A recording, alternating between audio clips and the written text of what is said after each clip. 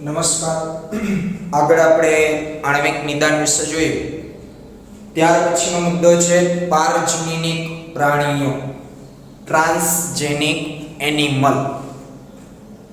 પારજનીનિક, પાર એટલે બીજા, તો બીજાનું જનીન ધરાવતા હોય એવા પ્રાણી જેને આપણે પારજનીનિક પ્રાણીઓ તરીકે ઓળખી શકીએ.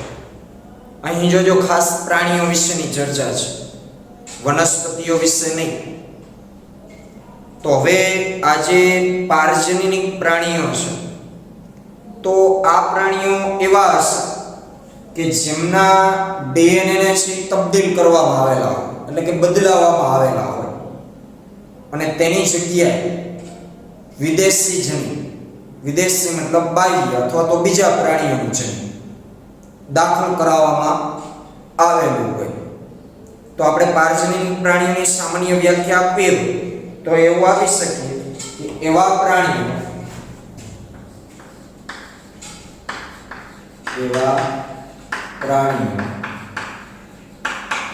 કે જેના ડીએનએ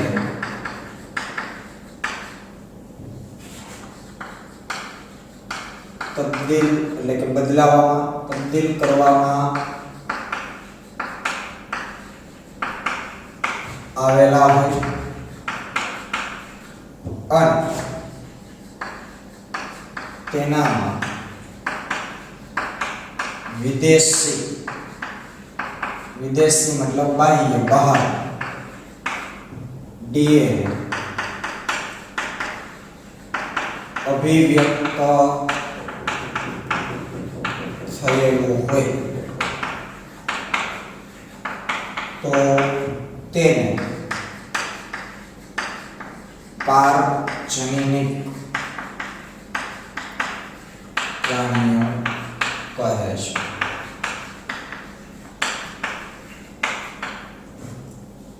એવા પ્રાણીઓ કે જેના ડીએનએ તબદીલ કરવામાં આવેલા હોય અને તેનામાં વિદેશી એટલે કે બહારનું બીજા પ્રાણીઓનું ડીએનએ અભિવ્યક્ત થયેલું હોય, મતલબ કે એની અંદર આપણે વિદેશી ડીએનએ નાખેલું હોય અને એમના લક્ષણો આ પ્રાણીની અંદર દેખાતા હોય, તો જ આપણે એવું કહી શકીએ કે વિદેશી ડીએનએ અભિવ્યક્ત થયેલું હોય. અભિવ્યક્ત થવું મતલબ નિર્દેશિત થવું, એમના લક્ષણો બતાવો, તો તેને આપણે પારજનીનિક પ્રાણીઓ કહી શકીએ.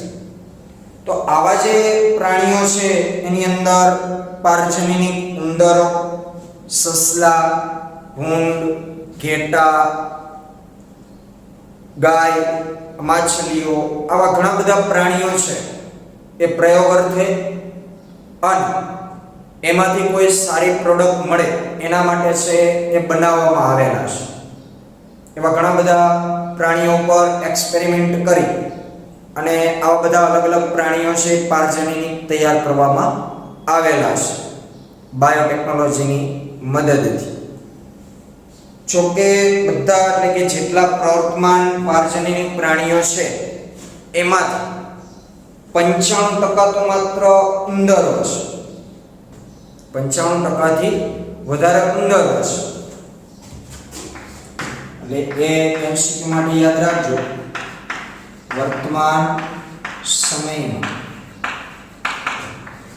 જેટલા પારજનીનિક પ્રાણીઓ છે તેમાંથી 95%થી વધુ માત્ર ઉંદરો છે.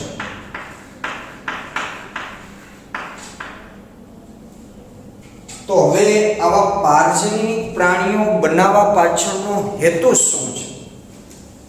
મજા આવે એટલે કે એની અંદર કંઈક નવા લક્ષણો દેખાય તો આપણને સર્કસ જેવું લાગે નહીં. આ પારજનીનિક પ્રાણીઓ બનાવવા પાછળના હેતુ અલગ અલગ છે. એટલે આવા પ્રશ્નો આપણને કીધા છે કે આ પ્રકારના પ્રાણીઓનું ઉત્પાદન શા માટે કરવામાં આવે છે, આવા પ્રાણીઓનો મુખ્ય હેતુ શું છે, આવા રૂપાંતરણો કરવાથી મનુષ્યને શું ફાયદો થાય, ટાઈમ પાસ નહીં. મનુષ્ય, કારણ કે આપણે બધા સ્વાર્થી છે, તો આપણને કંઈક ફાયદો થતો હશે આ પ્રાણીઓથી તો જ આપણે આવા કંઈક પ્રાણીઓ છે એ બનાવ્યા હશે. તો મનુષ્યને શું ફાયદો થાય છે? તો એના અમુક કારણોની ચર્ચા કરેલી છે. એમાં પહેલું કારણ છે સામાન્ય દેહધર્મ વિદ્યા અને વિકાસ. એટલે આપણે આવું નામ આપી શકીએ, પારજનીની પ્રાણી બનાવવા પાછળના કારણ.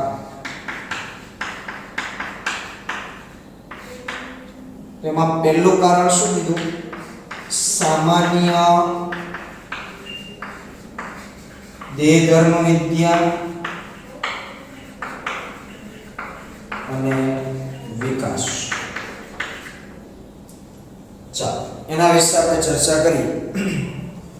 તો વિશિષ્ટ રૂપે પારજનીનિક પ્રાણીઓનું નિર્માણ જનીનના નિયંત્રણ અને શરીરના વિકાસ તેમજ સામાન્ય કાર્યો પર થતી અસરના અભ્યાસ માટે કરવામાં આવે છે. પારજનીનિક પ્રાણી સામાન્ય દેહધર્મ વિદ્યા અને વિકાસના અર્થે શા માટે બનાવવામાં આવતા? તો એમાં કીધું જનીનના નિયંત્રણ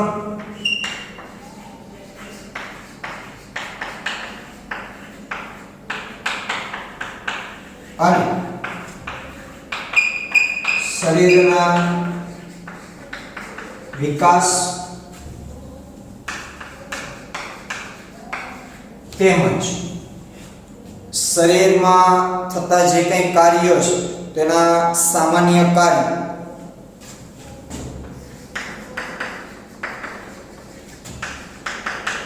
કાર્યોને સમજવા માટે.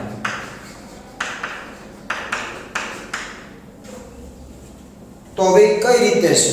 તો એક ઉદાહરણ આપણને સમજાવ્યું છે કે બુદ્ધિ માટે જવાબદાર જટિલ કારક એટલે કે એવા ઘટકો જેવા કે ઇન્સ્યુલિન. તો ઇન્સ્યુલિન જેવા વૃદ્ધિકારકોનો અભ્યાસ કરો. આપણા શરીરની અંદર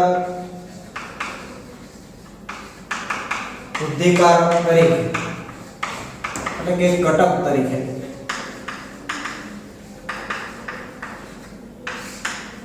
ઇન્સ્યુલિન અંતઃસ્ત્રાવ આવશ્યક છે. તો હવે આ ઇન્સ્યુલિન જેવા જે વૃદ્ધિકારકો છે તેનો આપણે અભ્યાસ કરવો છે. તો એના માટે આવા પારજનીનિક પ્રાણીઓ છે એ ઉપયોગમાં આવતા હોય છે. એટલે તમને અત્યારે યાદ આવવું જોઈએ આપણો લેક્ચર 8 જનીનિક ઇજનેરી ઇન્સ્યુલિન, જે ઈ કોલાઈ બેક્ટેરિયાની મદદથી માનવ જેવું જ ઇન્સ્યુલિન, જેને હિમ્યુલિન પણ કહેવાય, એ બનાવવામાં આવેલું છે. સમજાય છે? એ જ વસ્તુ અહીંયા આપણને કહે છે કે આ ઇન્સ્યુલિનની અસર શું છે આપણા શરીર, એ આપણે જાણવી હોય તો ઇન્સ્યુલિન ઉત્પન્ન કરતું જે જનીન છે આપણે એ કોઈ આપણે આવા પારજનીનિક પ્રાણીની અંદર જો દાખલ કરાવીએ તો હવે એ જનીન એ પ્રાણીની અંદર સક્રિય રીતે કામ કરશે અને એમની અસરો એ બતાવશે. તો એ જનીન એ પ્રાણીમાં જે અસર બતાવશે એના ઉપરથી આપણે જાણી શકશું કે આપણા શરીરની અંદર એ જનીન કેવી અસરો પ્રેરે છે. એટલે આપણા માટે થઈને આ લોકો છે એ પોતાનું બલિદાન આપતા હોય છે, પારજનીનિક પ્રાણી. બીજી જાતિના જનીનોનો પ્રવેશ કરાવ્યા સિવાય ઉપરયુક્ત કારકોના નિર્માણમાં થતા પરિવર્તનો દ્વારા પ્રેરાતી જૈવિક અસરોનો અભ્યાસ તથા કારકોની શરીરમાં જૈવિક ભૂમિકા વિશે માહિતી પ્રાપ્ત થાય છે. અમે કીધું એ પ્રમાણે કે કોઈ ઉંદર છે, 95% થી વધારે પારજનીનિક ઉંદરો છે જેટલા પ્રાણીઓ છે એમાં, તો ઉંદરની અંદર આપણું કોઈ એક જનીન દાખલ કરાવ્યું, એમના જનીન સાથે અટેચ કરાવ્યું અને પછી એ જનીન એ ઉંદરની અંદર અભિવ્યક્ત થશે તો એ કેવી અસરો પ્રેરે છે ઉંદરની અંદર એનું આપણે નિરીક્ષણ કરશું. તો ઉંદરોમાં જેવી અસરો દેખાશે એ મુજબ આપણે તારણ કાઢી શકશું કે આ જનીન આપણા શરીરની અંદર આવી અસરો પ્રેરે છે.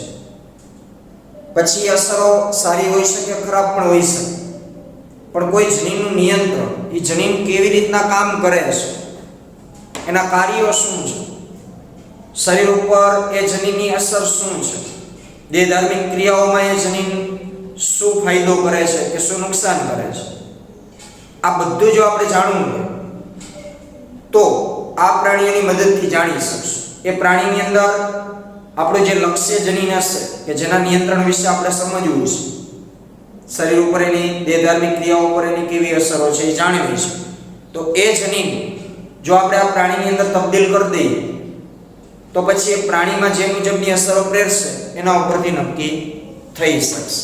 તો આ પહેલો મુદ્દો છે. ત્યાર પછી છે રોગનો અભ્યાસ.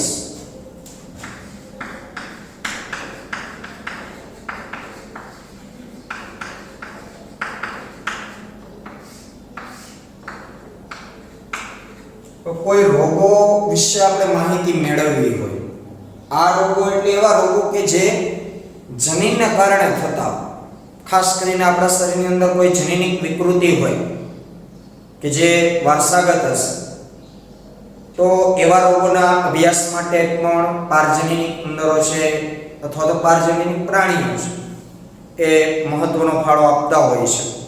તો રોગોના વિકાસમાં જનીનોની ભૂમિકા શું છે તેના માટેની આપણી સમજને વધારવા માટે મોટા ભાગના પારજનીન પ્રાણીઓ છે વિકસાવવામાં આવ્યા છે.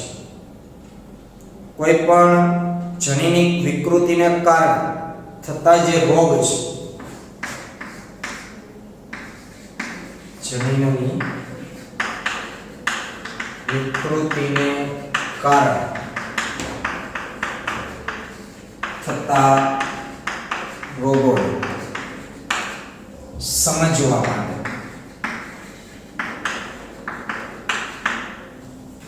તો કોઈ જનીનો આપણા શરીરની અંદર નુકસાનકારક છે એટલે કે વિકૃતિ પામેલા છે, આવા જનીનો કેવી અસરો આપણા શરીરની અંદર થાય છે. ને અહીં ટૂંકમાં વાત તો પાણી આવે એ પહેલા પાળ બાંધવાની છે. એટલે કે ભવિષ્યમાં જો કોઈ જનીન વિકૃત થાય તો કેવા રોગો પ્રેરી શકે એની માહિતી અગાઉથી એકઠી કરવા માટે પણ આવા ઘણા બધા પારજનીન પ્રાણીઓ વિકસાવાયેલા છે. એટલે કે આપણા કોઈ સારા જનીનને વિકૃત બનાવી અને પછી આ પ્રાણીઓની અંદર દાખલ કરવામાં આવતું અને એના ઉપરથી નક્કી કરવામાં આવે કે જો આ સામાન્ય જનીન ભવિષ્યમાં કોઈ કારણોસર વિકૃતિ પામે તો કેવી અસરો પ્રેરે છે, નુકસાનકારક કે અન્ય કોઈ પણ પ્રકાર, એ આપણે આ પ્રાણીઓની અંદર એ અભિવ્યક્ત થશે અને એમના લક્ષણો દેખાડશે ત્યારે આપણે જાણી શકતા હોઈએ છીએ. તો આ મુજબ રોગોના નિદાન માટે કે જે જનીનિક વિકૃતિને કારણે થયેલા છે, માનવ રોગો માટે એક મોડલ તરીકે તેનો પ્રયોગ કરી શકાય છે. એટલે કે આ પ્રાણીઓ એક મોડલ તરીકેનું કામ કરે છે. આ જે કોરોના વાયરસ છે તો એને દવા શોધવા માટે ઘણી બધી કંપનીઓ છે, ફાર્માસ્યુટિકલ કંપનીઓ, એ આવા ઘણા બધા ઉંદરો સસલા ઉપર પ્રયોગો કરે છે અત્યારે વર્તમાન સમયમાં. તો એ બધા પારજનીનિક ઉંદરો, પારજનીનિક પ્રાણીઓ જ હશે. તો આ પારજનીનિક પ્રાણીઓની વાયરસનો ચેપ લગાડવામાં આવતો હોય એનું શરીર કેવું રિએક્શન આપે છે, પછી એ વાયરસનો ચેપ લગાડી અને અન્ય જે રસીઓ બનાવતા હોય એમના ઇન્જેક્શન આ પ્રાણીઓને આપવામાં આવતા હોય એનાથી કેટલો ફેર પડે છે નથી પડતો, આ બધા પ્રયોગો છે આવા પ્રાણીઓ પર થતા હોય છે. આગળ એવો મુદ્દો પણ આવશે રસી સુરક્ષાવાળો, એની અંદર આપણે ચર્ચા કરશું જેથી રોગોની નવી સારવાર માટેનો અભ્યાસ થઈ શકે. વર્તમાન સમયમાં કેન્સર, સિસ્ટિક ફાઇબ્રોસિસ, સંધિવા અને અલ્ઝાઇમર જેવા ઘણા માનવ રોગો માટે પારજનીનિક મોડેલો અત્યારે તૈયાર છે. મોડેલો, પારજનીનિક મોડેલો મતલબ આ બધા પ્રાણી. ત્યાર પછીનો ત્રીજો મુદ્દો છે જૈવિક નિપજ.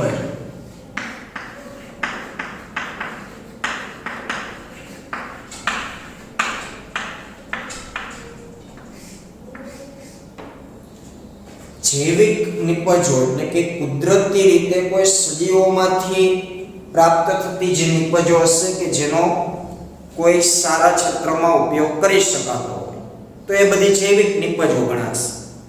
પણ આ જૈવિક નિપજો ઉત્પાદન છે, બાયોલોજિકલ પ્રોડક્ટ જે છે એનું ઉત્પાદન કોઈ સજીવોની અંદર રહેલા જનીનો દ્વારા જ થતું હશે. એટલે કે જનીનો જ કોઈ એવા પ્રોટીન ઔષધો તૈયાર કરતા હશે. તો એ બધું સમજવા માટે પણ આવા પ્રાણીઓ વપરાય છે. ચર્ચા કરીએ તો કેટલાક માનવ રોગોની સારવાર માટે દવાઓની આવશ્યકતા હોય છે કે જે જૈવિક નિપજોની બનેલી હોય છે. માનવ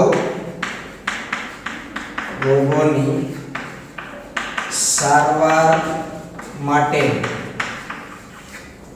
દવા શેની બનેલી હોય છે? જૈવિક નિપજો.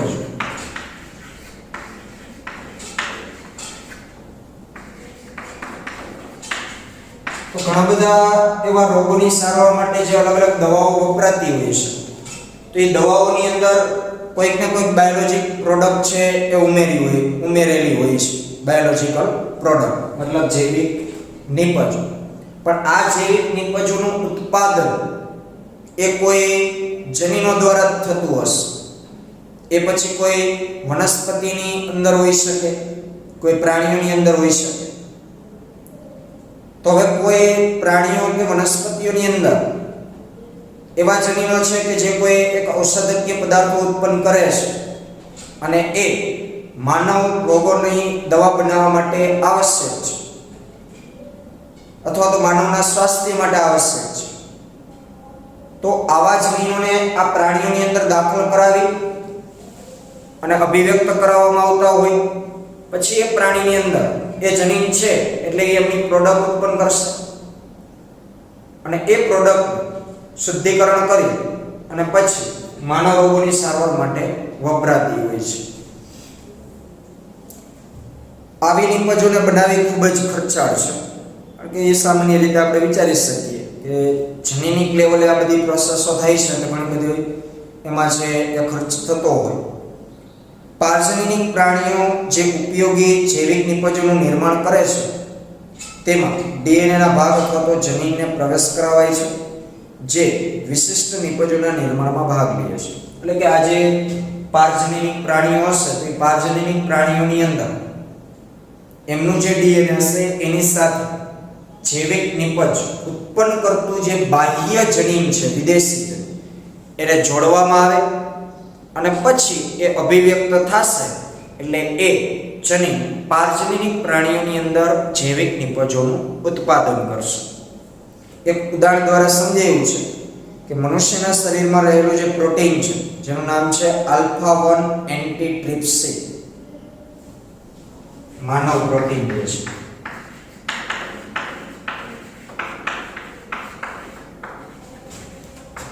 કયું? આલ્ફા 1 એન્ટીટ્રિપ્સિન.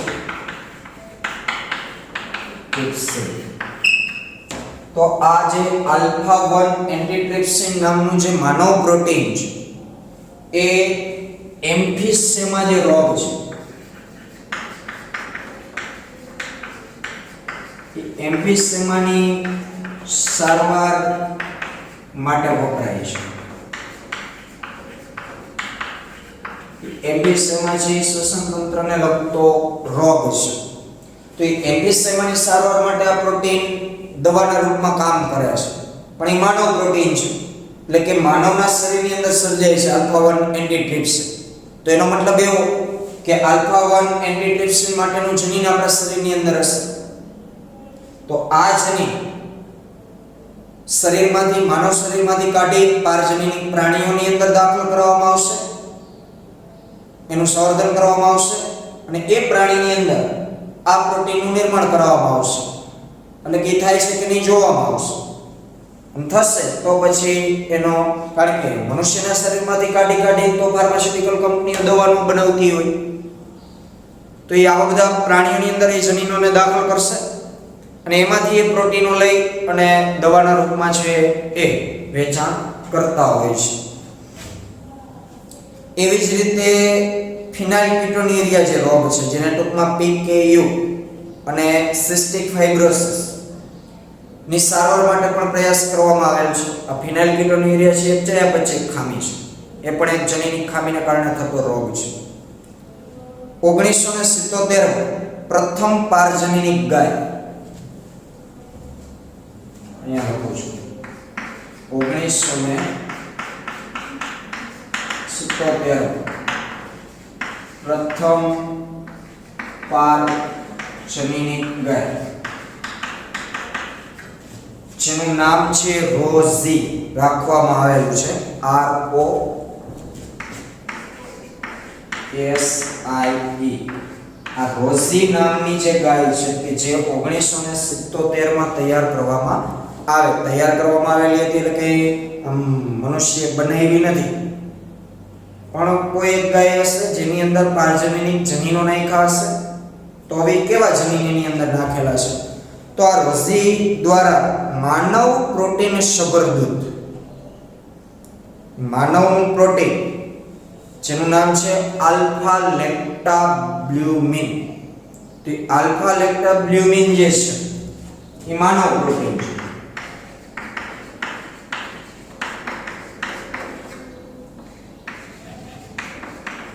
આલ્ફા લેક્ટાબ્લ્યુમિન, આ આલ્ફા લેક્ટાબ્લ્યુમિન એ મનુષ્યની અંદર સર્જાતું પ્રોટીન છે. એટલે કે સસ્તનધારી જે પ્રાણીઓ છે આપણે, તો એ મનુષ્યનું જે દૂધ હોય એ માનવ દૂધની અંદર આ પ્રોટીનની હાજરી હોય છે, આલ્ફા લેક્ટાબ્લ્યુમિન. તો આ પ્રોટીન ઉત્પન્ન કરતું જનીન માનવની અંદર હશે, સ્ત્રી જાતની અંદર.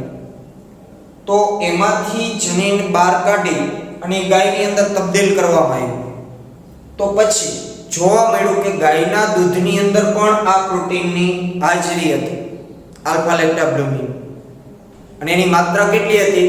તો 1 લીટર દૂધની અંદર 2.4 ગ્રામ. MCQ માટે આ ખાસ યાદ રાખજો. પારજનીની ગાય જે રોઝી છે એના 1 લીટર દૂધની અંદર 2.4 ગ્રામ, એટલે કે 2.4 ગ્રામ પ્રતિ લીટર આલ્ફા લેક્ટાબ્લ્યુમિનની હાજરી જોવા મળે છે, જે એક બહુ સારી બાબત.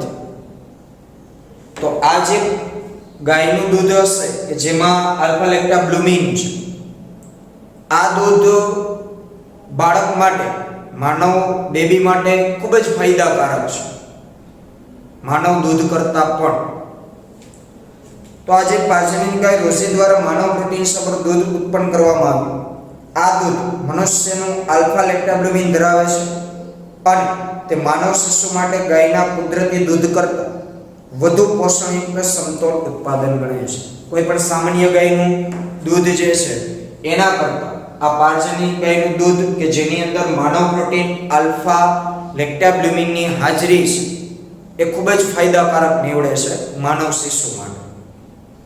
તો અહીં તમે સમજી શકો છો કે માનવ પ્રોટીન આલ્ફા લેક્ટાબ્લ્યુમિનનું ઉત્પાદન કરતું જે જનીન હશે એ જનીન આ ગાયના જનીન સાથે જોડવામાં આવ્યું હશે અને એના પરિણામે માનવ જનીન એ ગાયની અંદર અભિવ્યક્ત થયું હશે.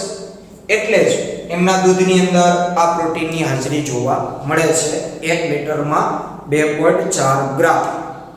MCQ ની અંદર કદાચ તમને એવું પૂછે કે 5 લીટર રોઝી અથવા તો પારજનીન ગાયના દૂધમાં કેટલું આલ્ફા લેક્ટાબ્લ્યુમિન હોઈ શકે? તો 1 લીટરે 2.4 ગ્રામ, તો 5 લીટરે કેટલું? આ ત્રિરાશિ માંડી દેવાની, એટલે 5 ગુણ્યા 2.4 કરો એ એનો જવાબ આવશે. એટલે અહીં 1 લીટર નું માપ આપણને આપ્યું છે 2.4 ગ્રામ. પછી MCQ માં 5 લીટરે પૂછ્યું હોય, 10 લીટરે પૂછ્યું હોય, 15 લીટરે પૂછ્યું હોય, તો જેટલો આપણો લીટરનો આપ્યો હોય એને ગુણ્યા 2.4 ગ્રામ આપણે કરી દેવાનું, એટલે એનો જવાબ રહેશે. તો આ વાત થઈ જૈવિક નિપજ વિશે. ત્યાર પછીનો જે મુદ્દો છે રસી સુરક્ષા વિશે, તેની આગળના લેક્ચરમાં આપણે ચર્ચા કરીશું.